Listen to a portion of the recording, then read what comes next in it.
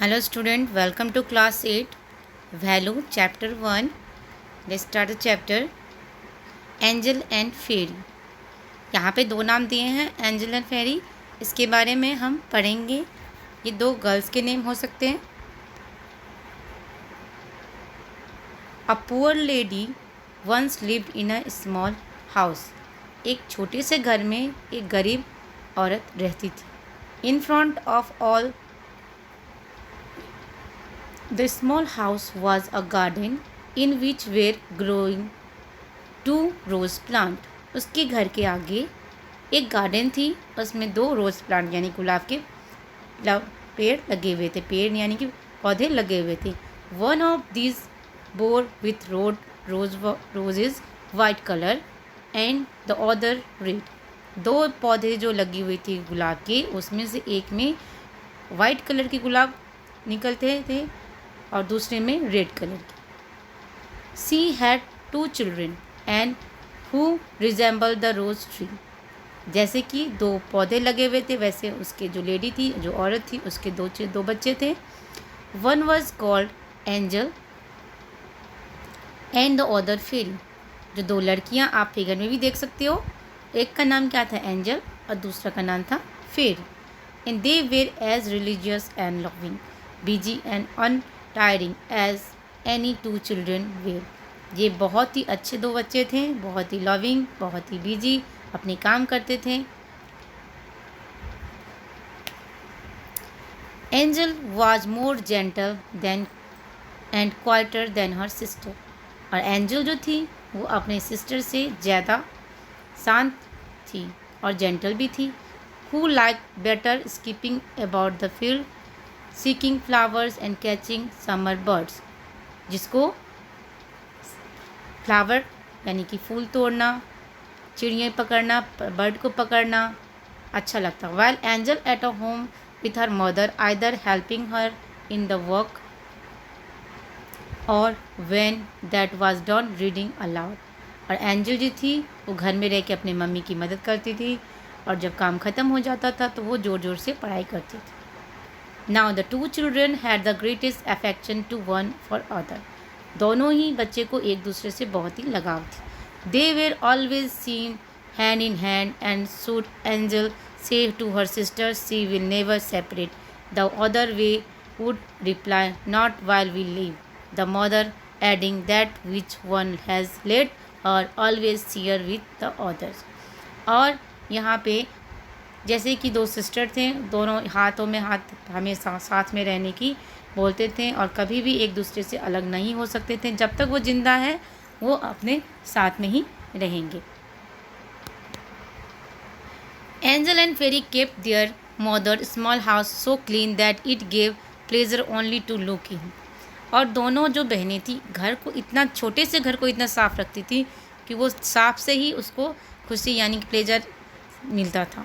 In summer time Fairy attached to the house and every morning before her mother work placed by her bed a bucket which had in it in rose from each of the rose tree. Summer में जो उसकी लड़की थी जो फूल यानी कि गुलाब के जो पौधे लगे थे वो तोड़ के उसके बेड के पास रख देती थी। और in winter time Angel set light to the fire and put on the kettle after. और जब विंटर ठंडी का टाइम होता था तो फायर यानी कि आग जला के रखती थी। Polishing it with until it was like gold of brightness. और उसको पॉलिशिंग यानी कि जैसे आग जब जलाते हैं उसको एकदम फ्लेमिंग जो होती है उस टाइप के लाने के लिए वो पॉलिशिंग करती थी, यानी कि उसको चाहे हवा मार के हो उसको अच्छा से आग जलाती थी। In the evening when snow was falling, एक शाम को जब स्नो गिर रहा था, her mother would bid her bolt the door and then sitting by the her the good lady would read aloud to them from a big book while the little girls were spinning. Close by them laid a lamb, and a white pigeon with its head tucked under its wing was on the perch behind.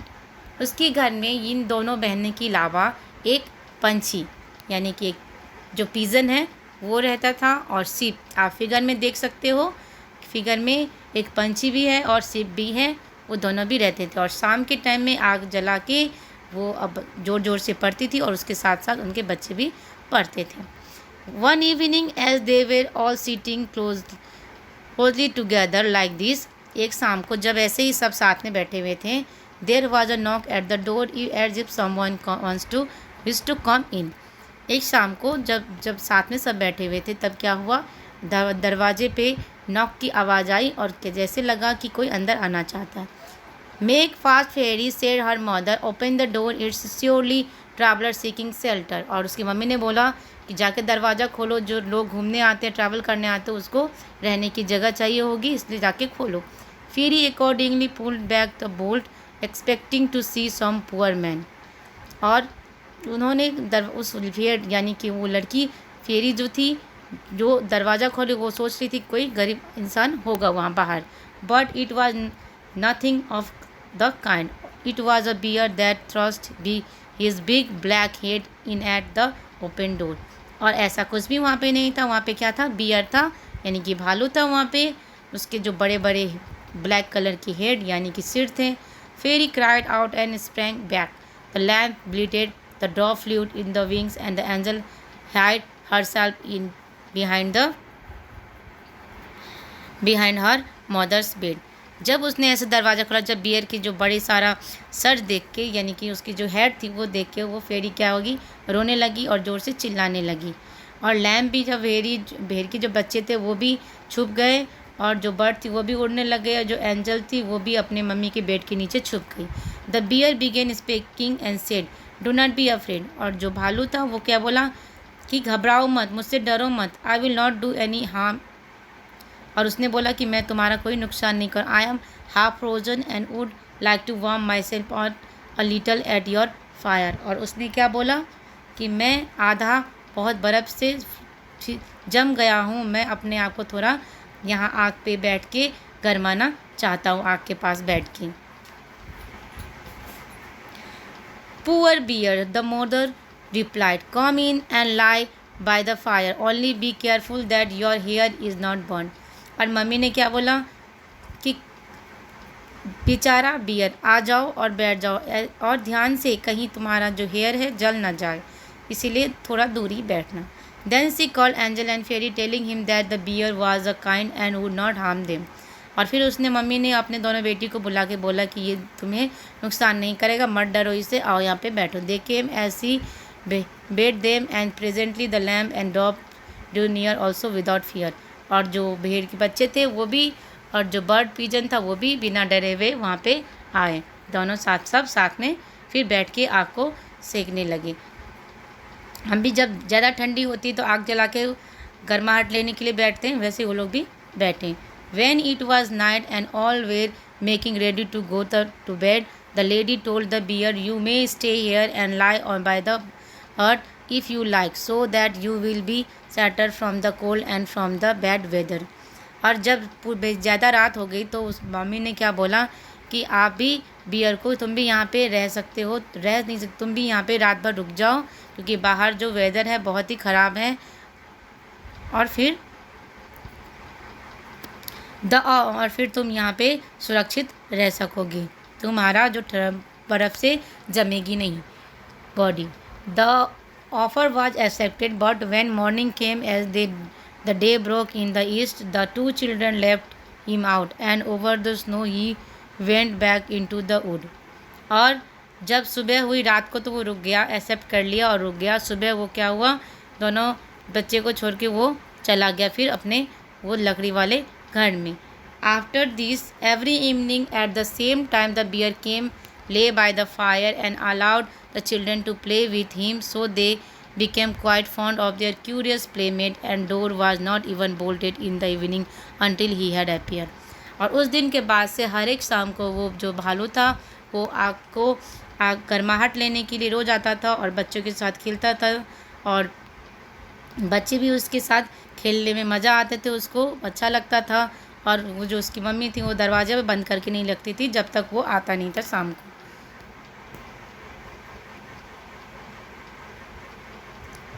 When springtime came and all the around began to look green and bright, one morning the bear said to Angel.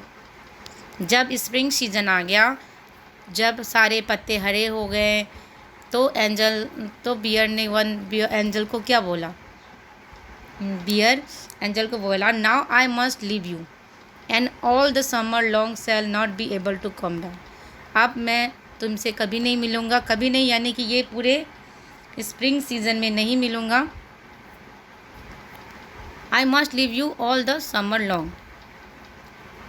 उसके बाद उसने क्या पूछा? Where then are you going dear bear? Asked Angel. Angel ने पूछा, तो अब तुम कहाँ जा रहे हो? I have to go to the wood to protect my treasure from the bad draft. और उसने बोला कि मुझे अब अपने वुड में जाना है क्योंकि वहाँ पे जो बैड ड्राफ्ट है वो उससे बचाने के लिए. इन winter time when the earth is frozen hard, they must remain underground and cannot make their way through. But now the sunshine has flown the earth, they can come to the surface, and whatever gets into their hand are brought to their cave seldom, if ever again seems daylight. Angel was very sad when she said goodbye to the good-natured beast. और उसको angel को बहुत दुखी हुई कि जब beer ने बोला कि मैं अभी नहीं आऊँगा, मुझे अब ड्राफ्ट से बचाना है क्योंकि अभी के टाइम में ड्राफ्ट कभी भी आ सकता है क्योंकि मौसम साफ़ हो गया है. One day the mother send her children into the wood to pick up stick. और एक दिन उसकी जो मम्मी है उन दोनों को वहाँ पे कहाँ भेजती है? जंगल से लकड़ियाँ चुन के लाने के लिए. They found a big tree laying on the ground. It has been felled, and toward the root they noticed something skipping and springing, which they couldn't make out, as it was sometimes hidden in the grass. और वो क्या देखती है कि एक बड़ा सारा पेड़ जो है नीचे गिरा हुआ है, उसके अंदर से कुछ आवाज़ें आ रही हैं लेकिन वो रिकॉग्नाइज नहीं कर पाती है. As they came nearer, they could see it was a dwarf. और जब वो नज़दीक आती है उसको क्या पता चलता है कि ये क्या है? ड्रॉफ है. With a river of face and an angle beard and a long. और आप फिगर में भी देख सकते हो जो फेस है उसमें बियर कितने बड़े दाढ़ी बड़े रखे हैं. The bear was fixed in the gas in the tree trunk. जो भालू जो था वो कहाँ था? ट्री ट्रंक में था. And the tiny fellow was hopping to and fro like a dog at the end of string, but he couldn't manage to free himself. He started at the children with his red fiery eyes and called, "Why are you standing there? Can't you come and try to help me?" "What were you doing, little fellow?" inquired Fairy. और फेरी ने क्या पूछा कि तुम यहाँ पे क्या कर रहे हो? "Stupid inquisitive goose," replied the dwarf. "I mean to split the trunk so that I could chop it with up for the kitchen stick. Big logs would burn up the small quantity of the food we cook, for people like us do not consume great heaps of food, so you be greedy folk too. Do." The bill hook I had driven in, and soon I should have done what I required, but the tool suddenly sprang from the slab, which so quickly stopped again that it cut my handsome white beard, and here I must stop, for I can't eat myself free. I can't set myself free. So you stupid pale-faced creature, you laugh, do you? उसने क्या बोला कि जो मैं अपने काटने के लिए जो लाया था वो ख़राब हो गया है. The bill hook so quickly, तुम मेरे पे हंस क्यों रहे हो? In spite of the dwarf's bad temper, the girls took all possible pains to release the little man, but without avail. The beard couldn't be moved. It was wedged too tightly. और ये बहुत ही tight से बांधा हुआ था इसलिए वो उसको फ्री नहीं. I will run and get someone else, said the fairy. और फेरी ने क्या बोला कि मैं जाता हूँ और कुछ और लोगों को बुला के लाता हूँ. Idiot, cried the dwarfs. Who would go and get more people? Already there are too many. Can't you think of something better, और क्या तुम इससे अच्छा नहीं कर सकते? Don't be so impatient, said Angel. I will try to think. She clapped her hands as if she had discovered the redeeming two out of her seizure, and in a moment set the dwarf free by cutting off the end of his beard. और उसने क्या बोला कि क्या तुम अच्छे नहीं सोच सकते? तो फिर एंजल ने बोला, एंजल जो थी उसने ताली बजा के बोला कि टुक आउट हर सीजर, उसने अपनी सीजर निकाली और थोड़ी देर के बाद वो उसकी दाढ़ी को काट. Immediately the dwarf felt that he was free. He seized a sack full of a gold that was hidden amongst the trees root and lifting it up clambered out. और उसने जो गोल्ड उसने रख रखा था वो पेड़ के नीचे उसको निकाला. अ clumsy pleasure to cut off a bit of my beautiful birds, of which I am so proud. I leave the cuckoos to pay you for what you did. Saying this, he swung the sack across his shoulder and went off without even casting a glance at the children. और वो एक बार भी बिना देखे वहाँ से वो निकल गया वो गोल्ड का लेके. One day the poor lady sent her children to the town to purchase cotton, needles, ribbon and tape. और एक दिन वो गरीब जो औरत थी उन्होंने बच्चे को भेजा क्या चीज़ लेने के लिए? कॉटन, रुई, नीडल्स और टेप लेने के. The way to the town ran over a cotton common road on which is every direction large masses of rock were scattered out. वो रास्ते पे बहुत सारे जो लोग भीड़ थे. The children attention was so soon attracted to a big bird that hovered in the air. और जो बच्चे की अट्रैक्शन जो एक हवा में उड़ रही पंछी थी उससे हुए दे remarked that after circling slowly for a time and gradually getting nearer to the ground, it all of a sudden pounced down among the mass of rock. Instantly a heart-rending cry reached their ears, and running quickly to the place they saw with horror that the eagle had seized their former acquaintance, the dwarf, and was just about to carry him off. The kind children did not hesitate for an instant. They took a firm hold of a little man and strove so stoutly with the eagle for possession of his contempt prey that after much rough treatment on the both sides, the dwarf was left in the hand of his brave little friends, and eagle took to flight. वहाँ पे जब वो सामान लेने के लिए city area में गए तब वहाँ पे क्या हुआ, जो ड्रॉप था उसको एक ईगल ने जख्मी कर दिया. उसके बाद वो जो लड़की थी उसको वो लड़की उसकी हेल्प किया और उस लड़की उसको हॉस्पिटल ले गई, ट्रीटमेंट करवाया. The setting sun was shining upon the brilliant stone, and their changing hues and sparkling rays caused the children to pause and admire themselves. जो चमकदार ब्रिलियंट वो जो स्टोन था वहाँ के वो जो स्पार्किंग रेज थी उससे क्या हुआ, चिल्ड्रन को खुद ही एडमायर हुआ. What are you gazing at? क्या तुम देख रही हो? cried the dwarf at the same time becoming red with the rage. And what are you standing here there for, making ugly face? और तुम ऐसे शकल बना के यहाँ पे क्यों खड़ी हो? It is probable that he might have proceeded in the same complimentary manner, but suddenly a great glow was heard nearby them. A big black bear joined the party. He cried out in very evident anguish, "Dear Mr. Bear, forgive me. I pray. I will rather to you all my treasures. Just see those precious stones laying there. Grant me my life. What would you do with such an insignificant little fellow? Please let me go."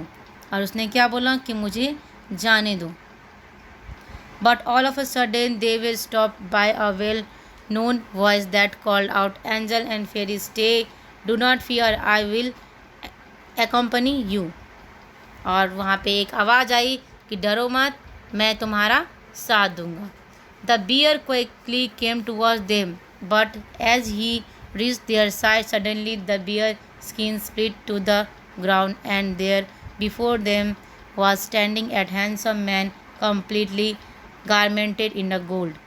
He was a king, son. और वहाँ पे क्या हुआ, जब beer वहाँ पे आया तो वहाँ पे आ नहीं पाया, उसकी जो स्किन है वो पिघल गई, वो धूप में ज़्यादा नहीं निकल सकता था इसलिए। और वहाँ पे किसकी प्रेजेंट हुई, एक मैन यानी कि यंग मैन की, जो ऊपर से नीचे तक पूरा सोने से ज्वेलरी से पहना हुआ था, और वो कोई और नहीं था, वो राजा का बेटा था। ही थैंक्ड एंजल, उसने एंजल को शुक्रिया किया। Some time afterward Angel married the prince and Fairy his brother, और कुछ समय के बाद एंजल की शादी प्रिंस से हो गई, और एंजल की बहन जो फेरी थी उसके भाई से हो गई। They shared between them an enormous treasure with the dwarf had collected in his cave. The old mother spend many happy years with her children, और जो गोल्ड कॉइन उसने कलेक्ट कर रखे थे, उससे उसकी मम्मी की लाइफ भी बहुत अच्छे से गुजरने, बहुत ही खुशहाल गुजरने लगी।